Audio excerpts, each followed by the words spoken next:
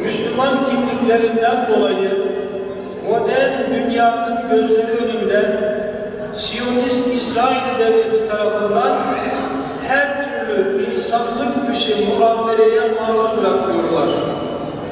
Kundaktaki bebekler, oyun çağındaki çocuklar, masum yaşlılar ve her yaştan kadınlar hayattan koparılıyorlar. Masum canlar bombalarla, açlık ve susuzlukla her türlü insanlık dışı muameleye maruz kalarak yaşam hakları ellerinden alınıyor. Peygamberimiz sallallahu aleyhi ve sellemin dünyaya geldiği ortamı tarif ederken merhum Akif şöyle ifade ediyordu. Sırtlanları geçmişti beşer yırtıcılıkta, dişsiz bir insan onun kardeşleri yerdi. Yani o zamandan bu zamana insanlık dışı zalimler aynı uygulamayı devam ediyorlar maalesef. Ancak biz müminler Yüce Allah'ın zalimlerin zulmünden habersiz olmadığına ve mazlumların hakkını onlardan alacağına yürekten inanıyoruz. O Kitab-ı Kerim'inde şöyle buyuruyor. وَلَا تَحْسَبَنَّ الَّذ۪ينَ قُتِلُوا وَلَا تَحْسَبَنَّ اللّٰهَ غَافِلًا عَمَّا يَعْمَلُ الظَّالِمُونَ اِنَّمَا يُؤَخِّرُهُمْ لِيَوْمٍ تَشْخَصُ ف۪يهِ الْأَبْصَارُ مُهْطِعِينَ مُقْنِعِي رُءُوسِهِمْ لَا يَرْتَدُّ إِلَيْهِمْ طَرْفُهُمْ وَأَفْئِدَتُهُمْ هَوَاءٌ. Sakın Allah'ı zalimlerin yaptıklarının habersiz sanma. O sadece onların işini bir güne erteliyor ki o gün gözler dehşetten dışarı fırlamış, başları yukarıya kalkıp bakışları bir noktaya sabitlenmiş, zihinleri bomboş kalmış olarak toplanma yerine koşarlar. Sevgili Peygamberimiz sallallahu aleyhi ve sellem de şöyle buyuruyor. Allah zalime mühlet verir fakat yakaladığında asla kurtulamaz. Sonra Allah Resulü şu ayeti okudu. Ve kezâlike akdu rabbike izâ ahadel kurâ ve hiye zâlime inne ahdehu elîmun şedîd. Senin Rabbin zulme sapmış memleketlerin haklarını yakaladığında işte Rabbinin yakalaması böyledir der. Şüphesiz onun yakalaması can yakıcı ve şiddetlidir. Konu önemli olunca aile yılında bu yıl bu konu çerçevesinde programlar düzenlenecek. Mevlid-i Nebi haftası bir yıl sürecek. Çünkü aile bir toplumun temel taşıdır. En önemli nüvesidir. Yüce Rabbimiz aileyi insanlığın en köklü sosyal kurumu olarak takdim eder. İlk ailelerin Hazreti Adem ile Hazreti Havva'dan teşekkür ettiğini şöyle ifade eder. Ve ya Adem uskun ente ve zevkukel cennet. Ey Adem, sen ve eşin cennette kalın ayetiyle haber vermektedir. Aile bir insan için ilk eğitim müessesesidir. Dünyaya gelen her çocuk sevgiyi, saygıyı, adaleti, merhameti, ahde vefayı, sözünde durmayı, doğru olmayı ve dürüst davranmayı ailede öğrenir. Kıymetli Müslümanlar, velayetiyle müşerref olduğumuz sevgili Peygamberimiz sallallahu aleyhi ve sellem bizim için üsve-i hasenedir. En güzel örnektir. Bize düşen onu kendimize örnek almak ve diğer insanlara örnek olacak güzel bir hayat yaşamaktır.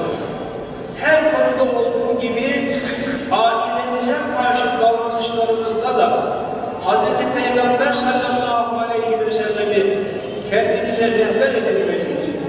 Sizin en hayırlınız ailesine karşı en hayırlı davrananınızdır.